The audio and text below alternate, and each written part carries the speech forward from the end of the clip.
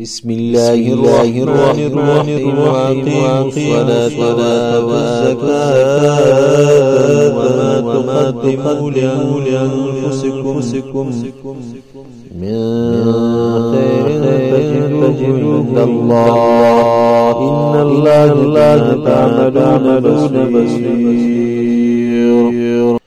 وأقيموا ودروي صلاة منزنا واتوا زكاة وما تقدموا وغسجي تاسو